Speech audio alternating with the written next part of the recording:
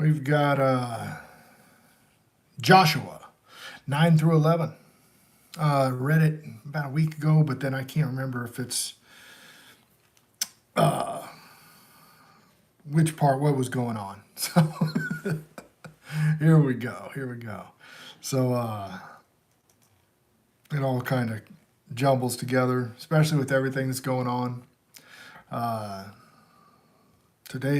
Yesterday was the day of the 48-hour warning and all that mess that's going on. And that just goes, yeah, when you say your peace and safety, then sudden destruction comes. So every time I hear the peace and safety, it's like, yikes, okay? Waiting for the hammer to drop. So anyhow, this is Joshua 9. Blue Letter Bible app, Bible in Year. This is day 84. And yes, I am behind. And it came to pass when all the kings were on the side of the Jordan, in the hills and the valleys, and on all the coast, and of the great sea over against Lebanon, the Hittite, the Amorite, the Canaanite, the Pezerite, the Hivite, and the Jebusite, and heard thereof, and they gathered themselves together to fight Joshua, and with Israel with one accord. And when the inhabitants of Gibeah heard what Joshua had done in Jericho and at Ai, they did work willy, and went and made as if they'd been ambassadors, and took old sacks upon their asses, and wine bottles, old and rent and bound up, and old shoes, and clouded their feet with old garments upon them, and all the bread of their provision was dry and moldy. And they went to Joshua unto the camp at Gilgal, and said unto him, to the men of Israel, we be come from a far country. Now therefore make ye league with us. And the men of Israel said unto the Hivites, peradventure ye dwell among us, and how shall we make league with you? And they said unto Joshua, we are thy servants. And Joshua said unto them, who are ye, and from whence ye come? And they said unto him, from a very far country.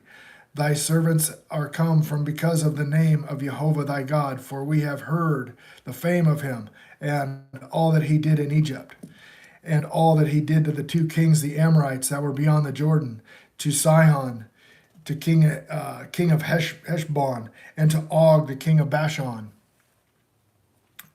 which was at Ashtaroth. Okay. Therefore, our elders and all the inhabitants of our country spake to us, and take victuals with you for the journey, and go to meet them, and say unto them, we are your servants, therefore now ye make ye league with us. And our bread we took hot for our provisions out of our houses on the day we came forth to go into, but now, behold, it is dry and it is moldy. And these bottles of wine which were filled were new, and behold, they be rent. And these our garments and our shoes are become old by reason of the very long journey. And the men took their victuals, and asked not counsel at the mouth of Jehovah. And Joshua made peace with them, and made league with them, to let them live. And the princes of the congregation swear unto them.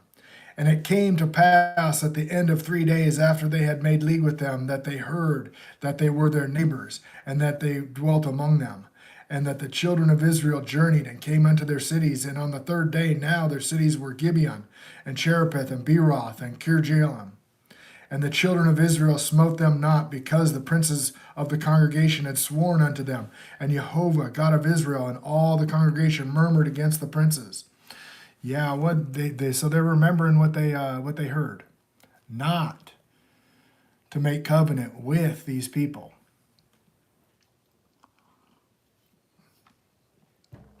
When you cross the Jordan, it's these little transgressions that end up being a thorn in the side. And the children of Israel smote them not, because the princes of the congregation sworn to them by Jehovah, God of Israel, and all the congregation murmured against the princes. But all the princes unto the congregation we have sworn unto them by Jehovah, God of Israel. Now therefore we may not touch them. This we will do to them, We will even let them live, lest they let the wrath be upon us, because the oath which we swear unto them. It says not to make oaths. Dees Benjamin, LG, what's going on? Good morning, good morning. And this is verse 21, Joshua 9. And the princes said unto them, let them live, but let them be hewers of wood and drawers unto the water of all the congregation. And the princes had promised them. And Joshua called them, for he spake unto them, saying, therefore have ye beguiled us, saying, you are very far from you, and when you dwell among us. So I would say, if they went into this agreement with guile in their mouth when they're lying, then that agreement's null and void, because those guys are liars. Now, therefore, ye are cursed, and there shall be none of you be freed from being bondmen and hewers of wood and drawers of water for the house of my God. And they answered Joshua and said, because it was certainly told of thy servants how Jehovah thy God commanded his servant Moses to give you all the land and to destroy all the inhabitants of the land before you. Therefore we were sore afraid for our lives because of you, and have done this thing. Now, behold, we are in thy hand, as it seemeth good and right unto thee to do unto us. And so he did unto them, and delivered them out of the hand of the children of Israel, and that they slew them not.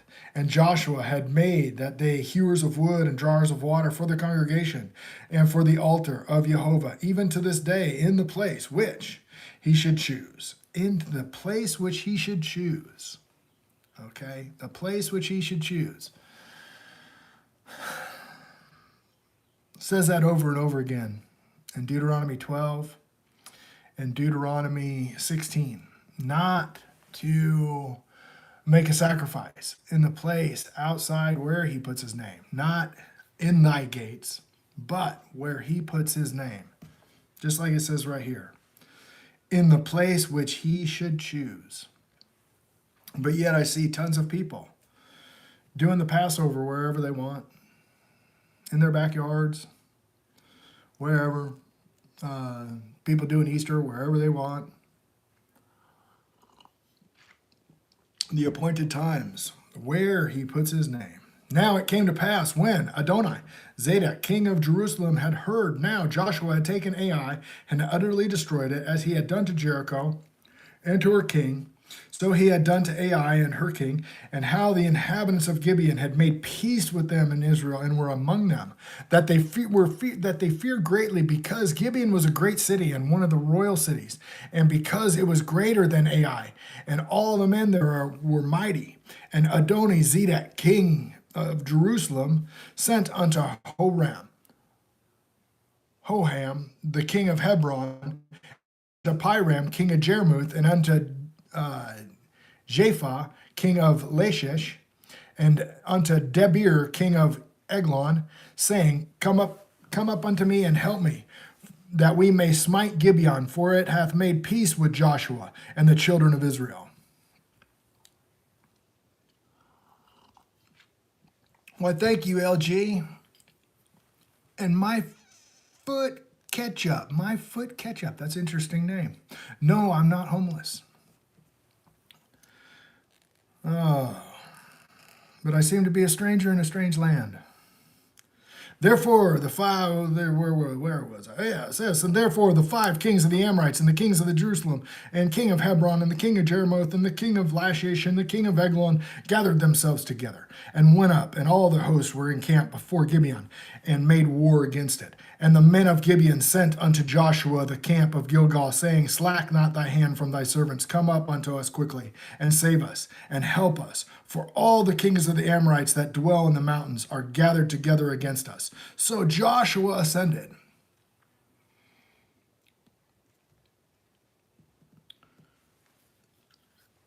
So Joshua ascended from Gilgal, and he and all the people of war with him, and all the mighty men of valor. And Joshua and Jehovah said unto Joshua, Fear them not, for I have delivered them into thy hand, and there shall not be a man of them stand before thee. I think you did, No Name. I think you just did. Joshua therefore came unto them suddenly and went up from Gilgal all night. And Jehovah discomforted them and before Israel and slew them with great slaughter. Yikes. At Gibeon, and chased them along the way that goeth up to Beth Horon, and smote them in Athgra and Mekdah. And it came to pass as they fled from Jordan and were going down to Beth Arah, that Jehovah cast down great stones from heaven unto Asherah, and they died.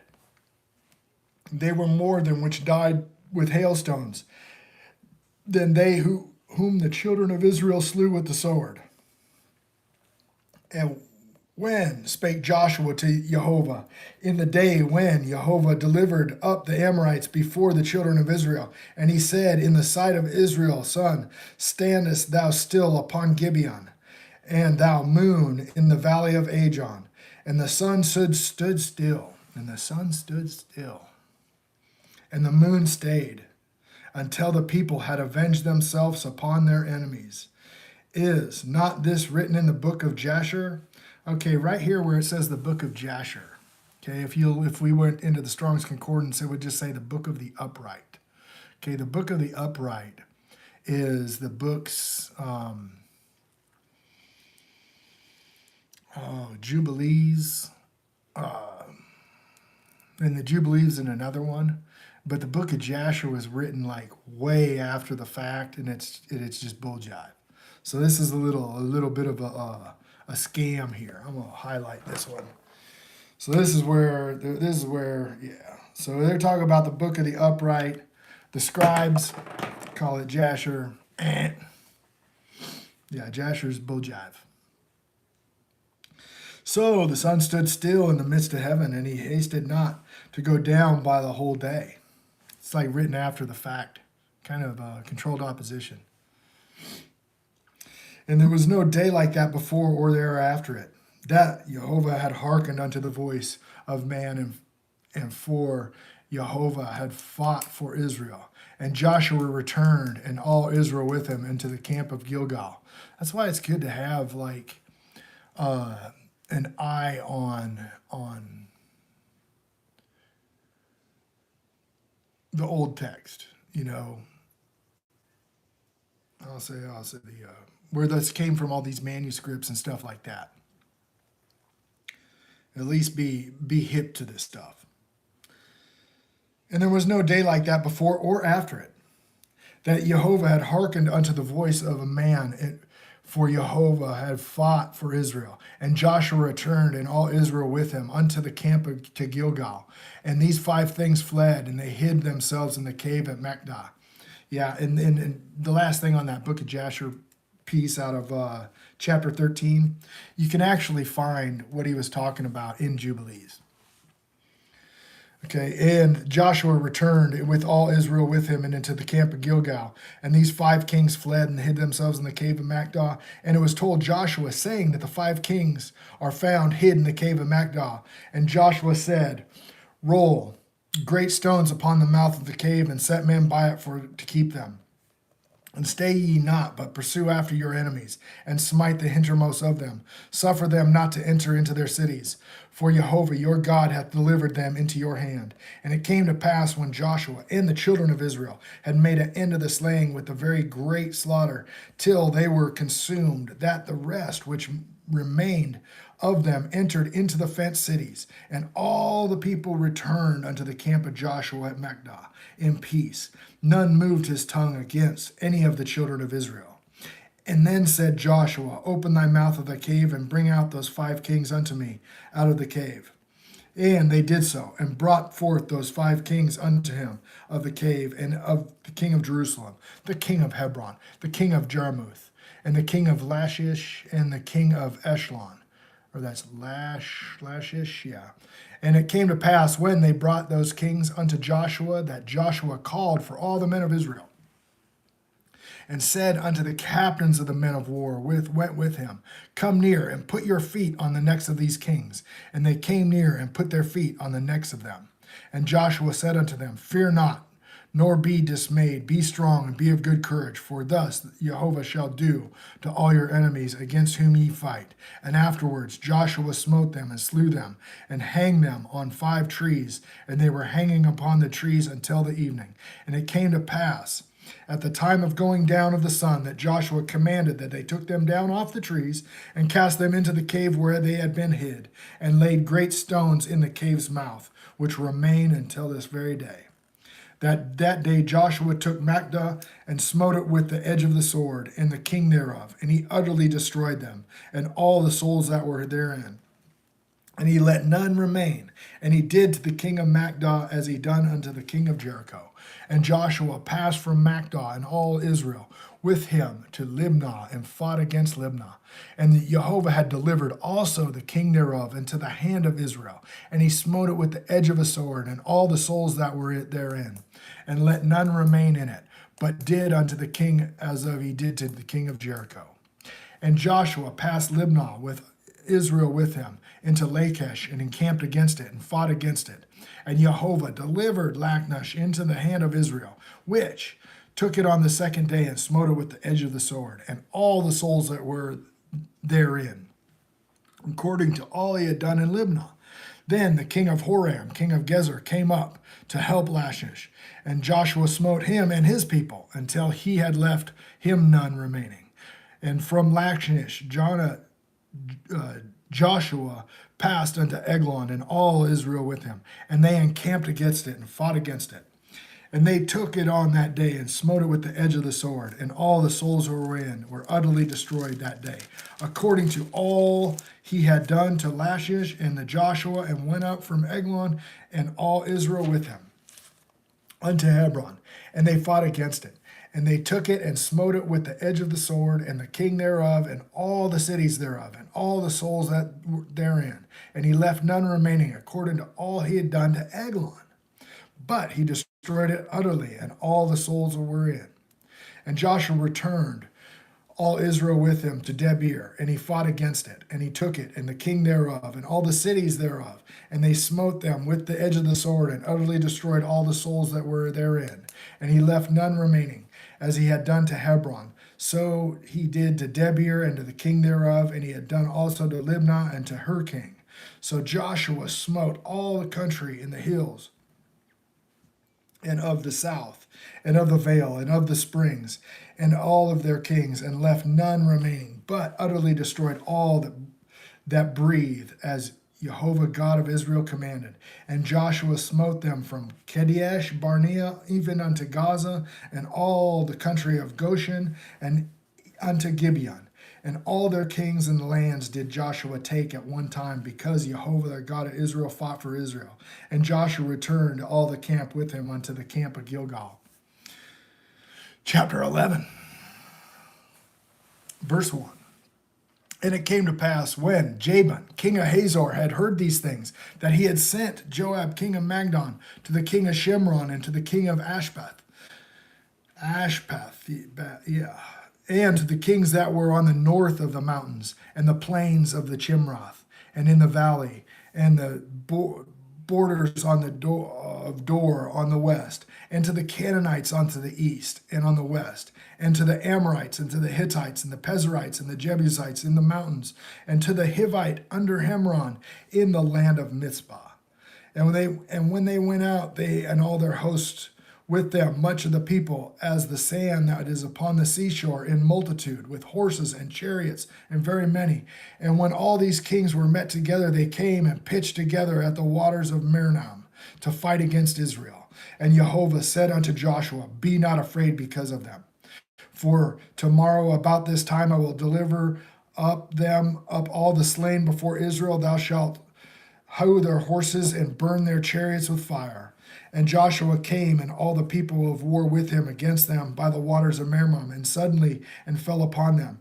And Jehovah delivered them unto the hand of Israel, who smote them and chased them unto great Zidon, and unto Mizprath Maim, and into the valleys of Mithra eastward. And they smote them until they left none remaining. Wow, wow, wow, wow. And Joshua did unto them as Jehovah bade him, and he hewed their horses and burnt their chariots with fire. And Joshua at that time turned back and took Hazor and smote the king thereof with the sword, for Hazor before time was the head of all those kingdoms. And they smote all the souls that were herein with the edge of the sword and utterly destroyed them.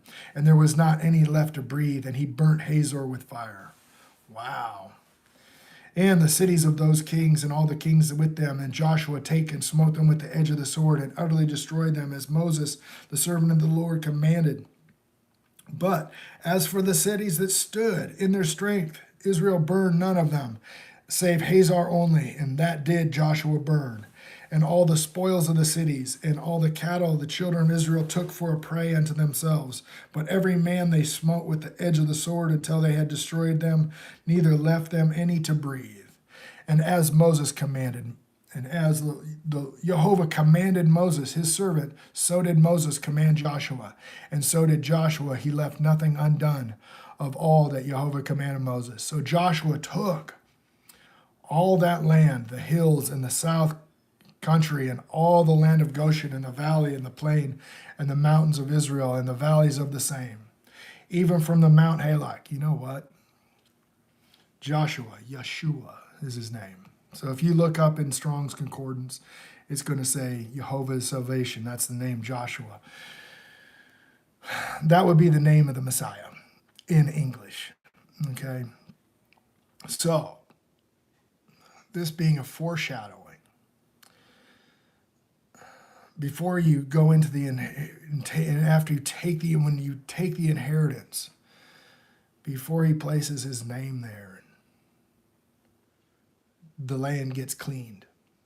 That's what tribulation is, and the bowls of wrath before the new heaven and the new earth. Clean the land. Joshua's going through with his rod of iron and fire.